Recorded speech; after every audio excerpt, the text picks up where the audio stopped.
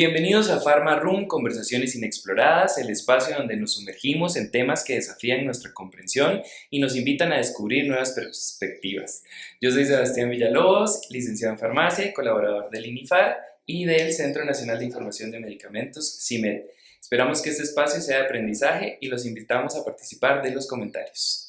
El uso de cannabis en el ámbito de salud ha sido un tema rodeado de controversia, mitos y desinformación. La investigación científica ha demostrado que ciertos compuestos del cannabis pueden tener aplicaciones terapéuticas en diversas condiciones médicas, desde el manejo del dolor crónico hasta el tratamiento de trastornos neurológicos. Pero pese a los avances científicos, sigue existiendo muchas dudas y barreras en torno al uso, regulación y seguridad. En este episodio contamos con la doctora Mónica Hidalgo, quien en los últimos años se ha especializado en el tema de cannabis medicinal. La doctora Hidalgo tiene una maestría académica en farmacodependencia con la tesis Representaciones sociales del uso medicinal de cannabis en estudiantes de enfermería, farmacia y medicina, y es licenciada en farmacia, ambos títulos académicos obtenidos de la Universidad de Costa Rica. Participó en el diplomado Uso Farmacéutico del Cannabis por Alpha Academy y la Universidad Tecnológica Bolivariana en el 2021 y otras capacitaciones como Bioquímica del Cannabis y Sistema Endocannabinoide en Animales. Además, participó en el cuarto encuentro americano de profesionales expertos en fitocannabinoides en 2023 realizado en Ecuador y en el entrenamiento personalizado de modulación del sistema endocannabinoide en 2024 en Medellín. Es miembro del Cannabis Medical Clinical Society y de el ISUP, International Society of Substance Use Professionals, desde el año anterior y ha participado como miembro de la Comisión del Cannabis Interinstitucional en 2018-2020 y del Comité Técnico Nacional de Cannabis y Cáñamo de Inteco. ¡Qué buen currículum! Bienvenida, doctora, un gusto contar con usted el día de hoy. Muchísimas gracias por la oportunidad de venir a hablar de un tema tan apasionante y de tanto que tenemos que conversar esta tarde, noche y mañana. Así es. Doctora, es un tema que el día de hoy genera muchas dudas. Todavía en pleno siglo XXI, año 2025, se generan cuestionamientos acerca del uso del cannabis. Y el uso medicinal del cannabis es comprendido, y me corrige si me equivoco, como aquella modalidad de utilización de esta planta o sus derivados con el objetivo de aliviar síntomas, tratar un estado o una condición médica, pero para dar inicio, doctora, yo quisiera que usted nos contara un poco desde su trayectoria, desde este currículum tan amplio que tiene y desde su perspectiva, ¿por qué es que el cannabis sigue siendo un tema tan controversial? En realidad, bueno, gracias por la pregunta. En realidad hay mucha desinformación alrededor del tema y básicamente eso es lo que genera que muchas personas no crean en sus usos medicinales, a pesar de que hay información desde hace 6.000 años antes de Cristo de sus usos médicos en todo lo que es la medicina china. Luego ya viene para otras latitudes a empezar a hacer registros de los beneficios que tuvo para la salud. Un momento de prohibición y eso hizo que todo quedara como enterrado, toda la evidencia que hubo desde tantos años atrás, y posteriormente se empezó a redescubrir todos los beneficios que el cannabis tenía en diferentes culturas, y de esta forma empezó a debatirse lo relacionado con volver a aperturar desde la parte normativa la posibilidad de tener disponible esta opción terapéutica. Y algo muy importante es que podemos hablar del cannabis como su uso medicinal, ¿verdad? Que es algo que se le ha estado dando muchísima lucha y potenciando mucho, pero también desde la parte recreativa. Entonces la gente suele confundir la parte recreativa con la parte medicinal, meten todo dentro del mismo canasto, digo yo, y al final entonces esto es lo que genera confusión, controversia. ¿Qué diferencia existe entre el cannabis medicinal y el uso recreativo? Bueno, el cannabis medicinal está relacionado con el alivio, como lo decías en la introducción, de ciertos síntomas en algunas patologías. Y el uso recreativo más bien es un uso adulto, independientemente de esa parte de alivio, de paliar de resolver de alguna forma síntomas, sino más bien como para lo que se conocía uso recreativo, que ahora se conoce como el nombre de uso adulto. Hay controversia porque los usuarios en esta parte de uso adulto aducen que es terapéutico en cuanto los mantiene desestresados y es una forma de mantenerse tranquilos frente a las vicisitudes de la vida. Pero en realidad la diferencia es eso, cuando hablamos de uso médico se tienen indicaciones específicas para síntomas específicos de una enfermedad. Y las vías, que eso ahorita lo vamos a conversar, también son diferentes, las vías de administración. Y doctora, cuénteme algo, porque muchas personas piensan, o también, digamos, dentro de la misma divulgación y lucha por la aceptabilidad del cannabis, hay muchísima información. Entonces, se divulga mucho al respecto y se habla, algunos hasta defienden el uso, aduciendo que el uso de cannabis no tiene efectos secundarios, en comparación con lo que ocurre con cualquier otra sustancia farmacológica. ¿Qué tan cierto es esto? Y cuando hablamos de efectos secundarios, ¿podemos hablar de efectos secundarios en el uso de cannabis? Claro que sí, esto es como cuando hay anuncios o propagandas sobre medicamentos y siempre dicen muy rápido o en letritas pequeñas que cualquier medicamento puede producir efectos secundarios.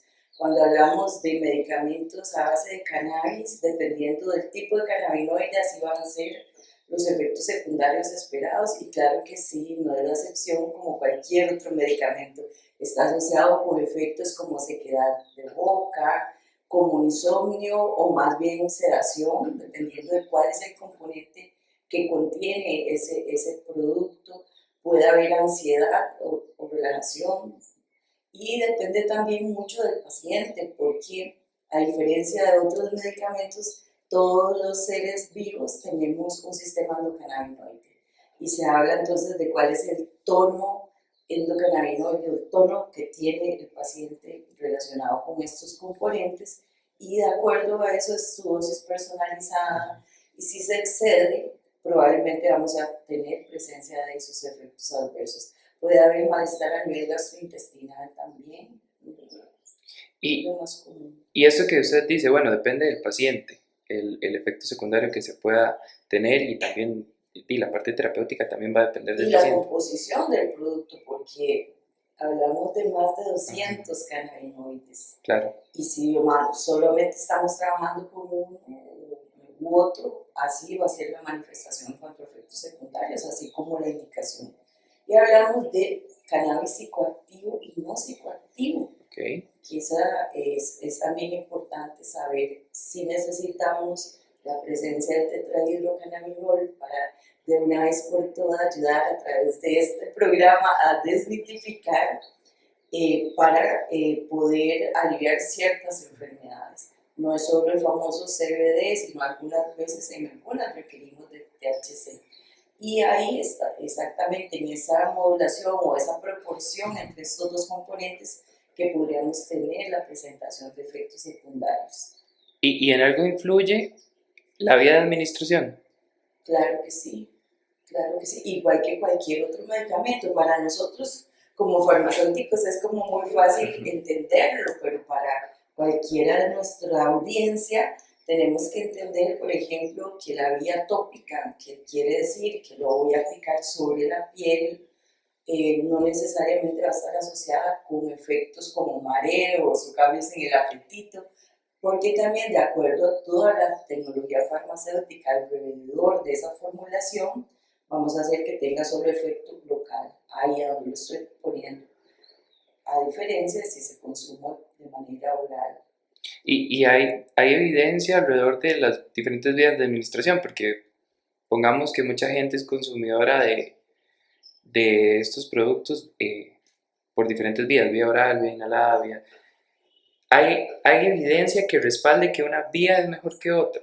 Claro que sí, volvemos al tema desde la farmacocinética. Ujú. Volvemos al tema, por ejemplo, bueno, nuestra legislación no permite, que estamos estrenándola, por cierto, no permite la administración fumada. Claro. Esa vía de administración no es compatible con beneficios para la salud.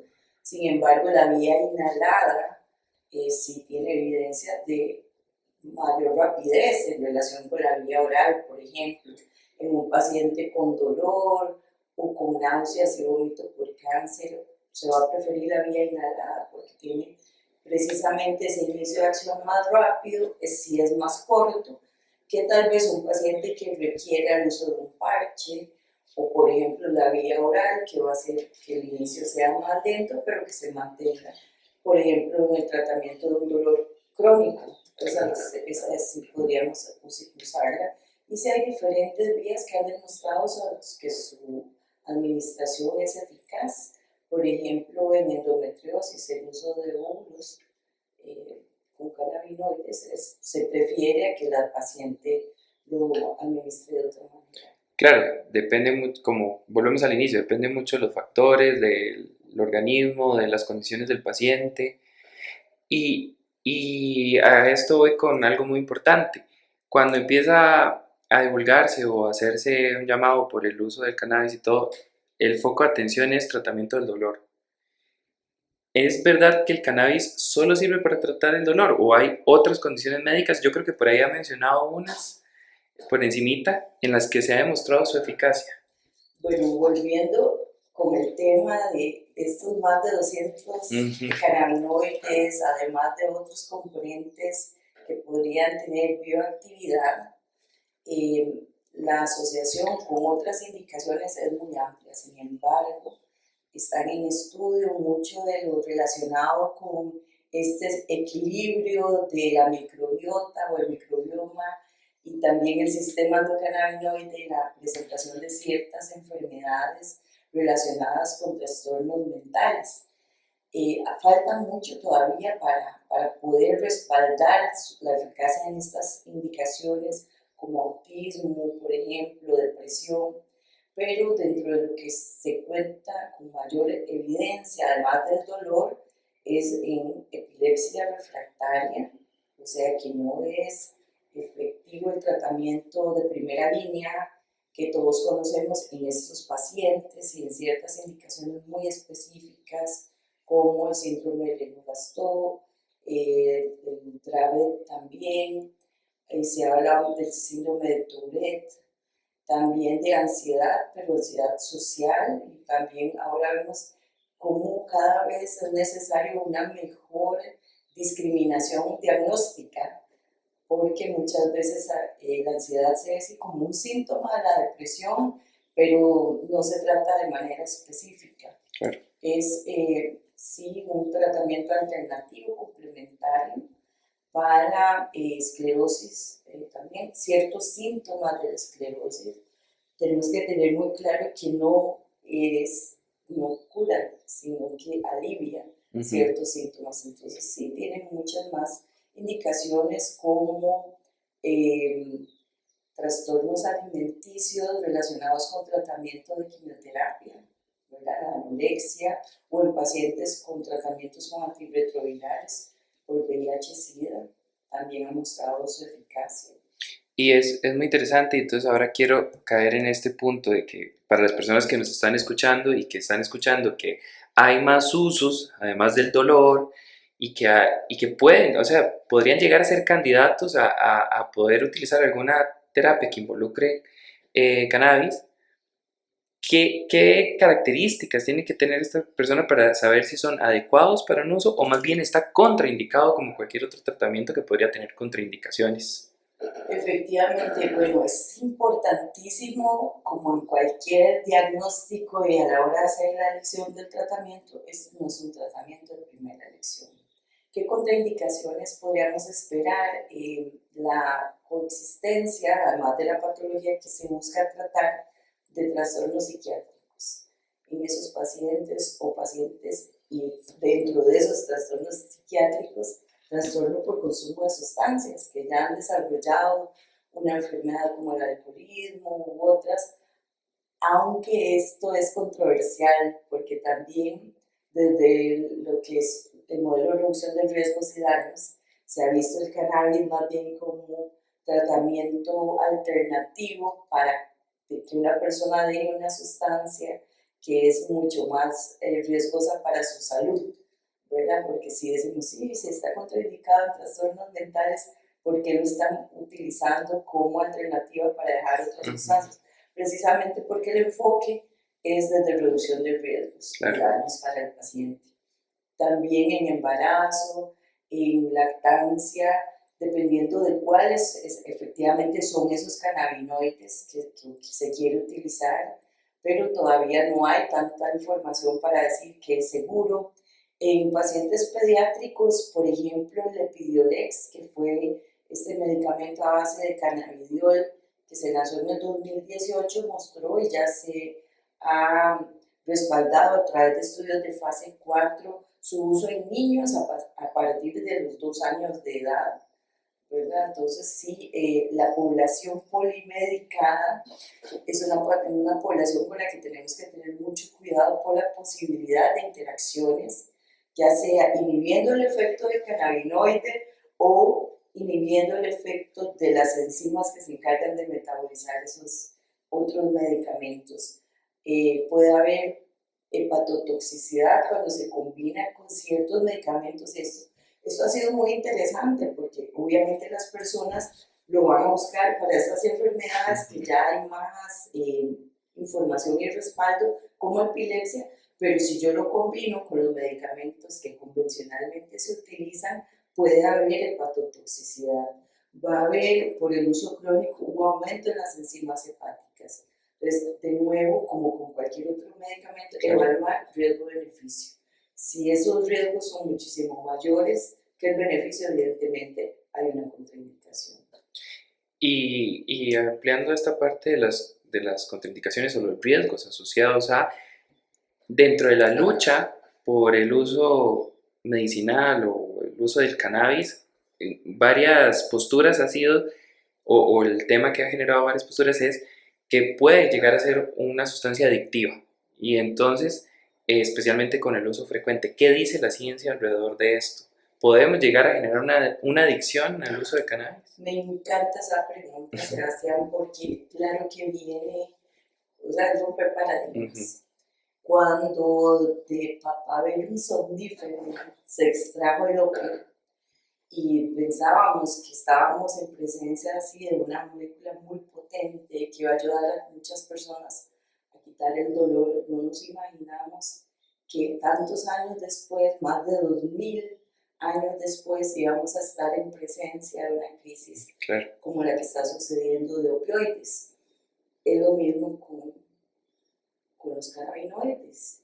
Cualquiera diría, ¿cómo se atreve? O sea, hay controversia, pero sí existe la posibilidad de que se genere un trastorno por consumo.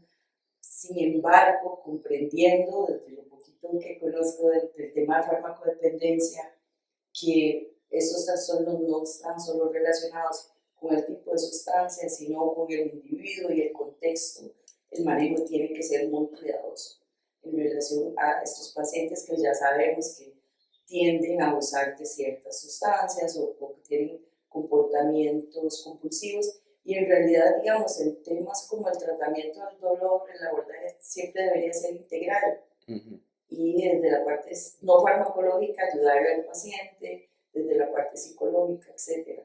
Es una realidad, entonces para como ser más concisa en la pregunta, de que sí puede haber un trastorno por consumo. Sin embargo, va a depender de nuevo, no todos los productos a base de cannabis van a generar eso, va a depender de cuál es el cannabinoide. Si es solo THC, igual, digamos, en pacientes que están con enfermedades terminales, no debería de ser una contraindicación, que es como este juicio moral de que ha habido con los opioides, con la morfina, con el fentanilo. No se lo voy a dar porque puede generar una adicción. Está en sus últimos días de vida.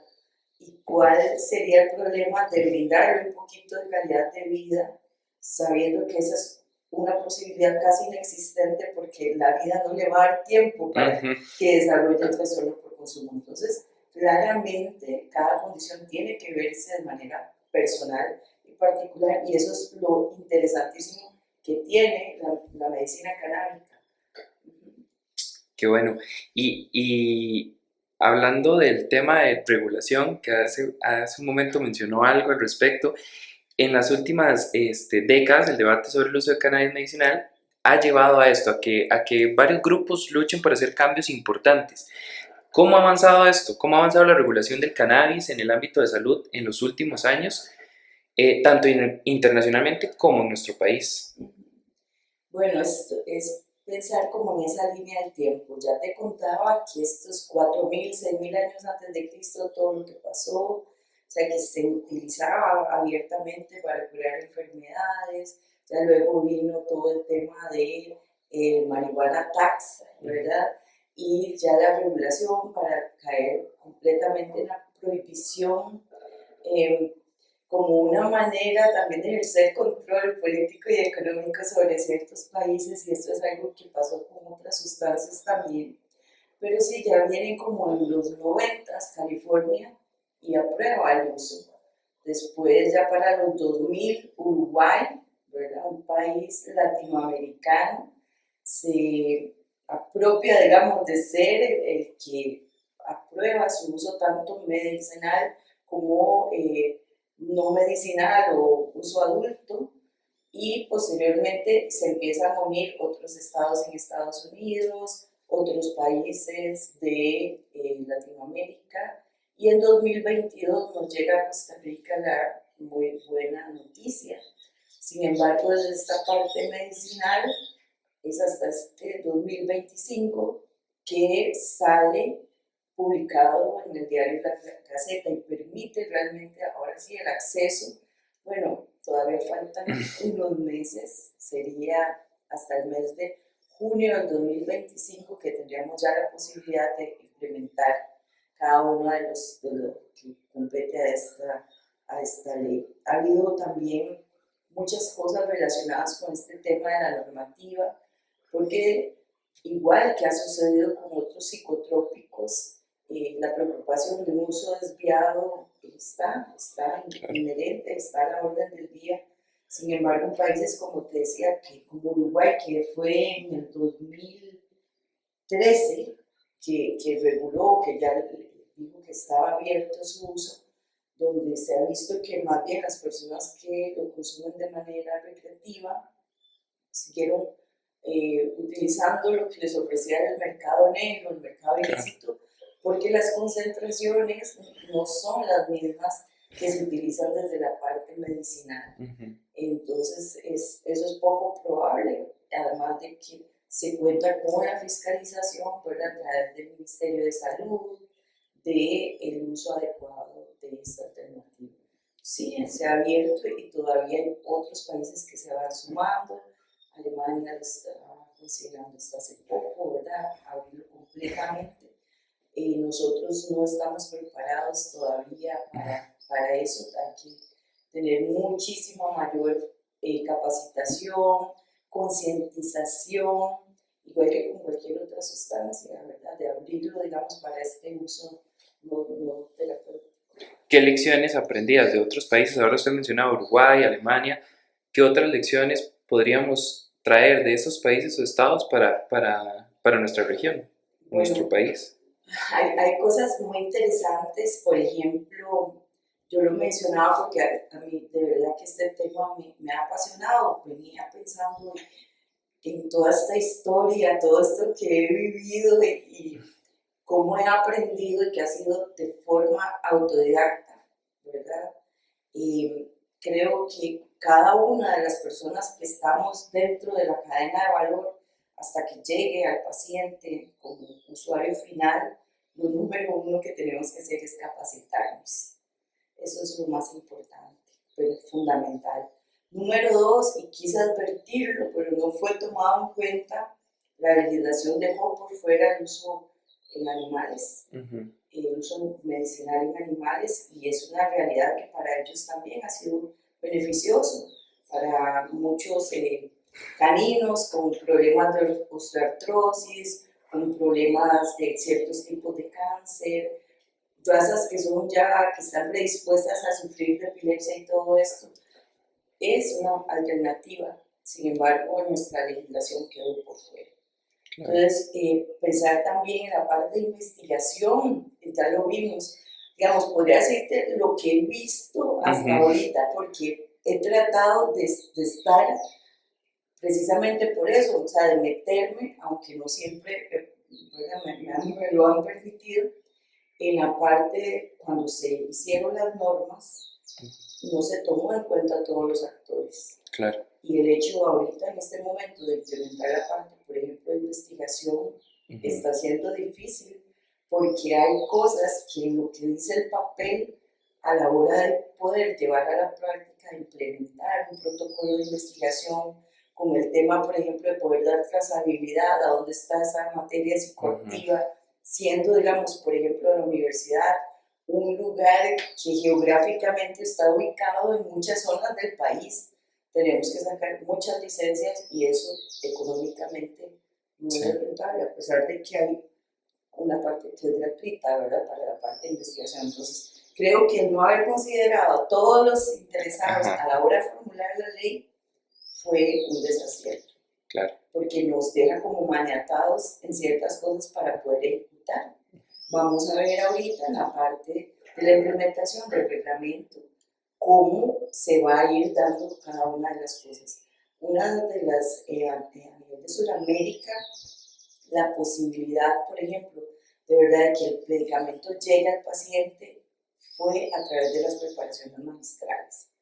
Muchas personas que no son de nuestro ámbito farmacéutico no entienden que esto tal vez es realmente un servicio completamente profesional donde nosotros estamos capacitados para hacer ese medicamento, para producirlo, elaborarlo, que es la palabra correcta, para un paciente en específico, con las concentraciones que esa persona requiere y a un precio más económico que pensar en un medicamento que viene, digamos, del exterior, ya con una patente y todo esto. Es una posibilidad, vamos a ver cómo nos va la implementación. En otros países ha sucedido, por dicha nosotros en nuestros 51.000 kilómetros cuadrados, hay como, creo que sí hay un buen acceso a los medicamentos para los pacientes, pero hay zonas, países súper grandes como Colombia, donde tal vez la posibilidad de que un paciente del área rural tenga estos productos no ha sido tan eficiente. Y Ujú, ha sido una queja, o por ejemplo en Ecuador o en Perú, que no les llega. Luego los trámites, ¿cómo nos va? Sí, la ley, hay un tiempo, delimita el tiempo para que no haya un atraso administrativo y que realmente vamos a ver desde la implementación cómo nos va. Pero creo que sí, lo más importante es abrirnos al tema, dejar el estigma del marihuana de lado, porque ujú, eso es claro. algo que desde el sentido común y de lo que todos hemos vivido en nuestros pueblos, en nuestras casas, es lo que está reinando en ese estigma que tenemos y no vemos a la planta, la satanizamos y no la vemos dentro de todas esas propiedades y esas maravillas que puede ofrecer siempre que haya un respaldo de evidencia ¿verdad? Que esté ahí científica, si hay también respaldos anecdóticos o empíricos que no hay que dejar de lado, pero entender que es para cada paciente de manera como muy específica. De nuevo, también dentro del mismo gremio comentabas el tema de mi tesis de la maestría, Ujú, hay estigma. claro. Y tenemos que la normativa costarricense dice, sí, ¿no? Cualquier médico graduado puede prescribir, pero para hacerlo tiene también que abrir su mente, Ujú, claro. estudiarlo muy bien, poder tener esa comunicación abierta con el paciente, porque el paciente va a venir con muchas dudas, porque él también tiene un estigma, Ujú, tiene miedo de generar un trastorno por consumo, una dependencia, una adicción, como lo quieran llamar. Entonces, como tener un poco de la mente más abierta, pero también el pensamiento crítico para no dejarnos llevar por tanta información que anda por ahí. claro. Y es muy, muy interesante eso que dice, porque Bueno, estamos en el espacio de conversaciones inexploradas. El cannabis por sí solo no es algo inexplorado, es algo que ya se ha venido hablando desde hacía muchos años, pero cada vez surgen más temas inexplorados, cada vez surgen más temas de los que hay que romper paradigmas, empezar a hablar. En el capítulo anterior hablábamos de la alfabetización al paciente y de cómo era necesario educarnos para educar al paciente. Y entonces cobra muchísima relevancia ahora que salen nuevas normativas, nuevas legislaciones alrededor del uso del cannabis, que tenemos que seguir haciéndole frente, que quedan muchos vacíos en la parte de investigación, en la parte de uso animal, y tenemos que seguir hablando de esto. Le agradezco muchísimo el espacio, que haya venido, que nos informe, que le informe a la gente, que empecemos a desmitificar muchas cosas y ojalá se abran más espacios como este y que este no sea la primera vez. De parte del INIFAR le agradecemos y yo quisiera que cerremos este espacio mandándole un mensaje a la audiencia sobre el tema para hacer un cierre, para invitar a la gente a informarse. Muchísimas gracias más bien por la invitación, de verdad que lo valoro muchísimo porque no en todos los lugares tenemos esta oportunidad. Hacia la audiencia también agradecerles que nos estén escuchando, que lo más importante es acercarse al tema, dejarse asesorar a través de revistas científicas, realmente academias, instituciones académicas como la Universidad de Costa Rica, los mismos colegios profesionales ya están haciendo lo propio para poder llevar información de calidad hacia todos estos profesionales que vamos a estar de nuevo encargándonos de la salud y los pacientes, no dejarse llevar por estigmas, por, ¿cómo se llaman?, noticias falsas, ni tampoco tomarlo a la ligera. Claro. El tema. Muchísimas gracias de verdad y ojalá que sigamos avanzando para que realmente las personas que lo necesitan tengan acceso a esta medicina alternativa y complementaria. Muchísimas gracias. Muchas gracias, doctora, por su participación y les esperamos la próxima en un nuevo episodio de Pharma Room, Conversaciones Inexploradas, donde seguiremos en la búsqueda de hacer visible y plantear estos temas inexplorados que los llenan de mucho conocimiento y nos dan otra visión. Yo soy Sebastián Villalobos, me despido hoy, no sin antes invitarlos a que nos sigan en nuestras redes sociales, en Instagram, TikTok y YouTube como INIFAR UCR, en Facebook como INIFAR y por supuesto en Spotify como Pharma Room, Conversaciones Inexploradas. Nos vemos la próxima.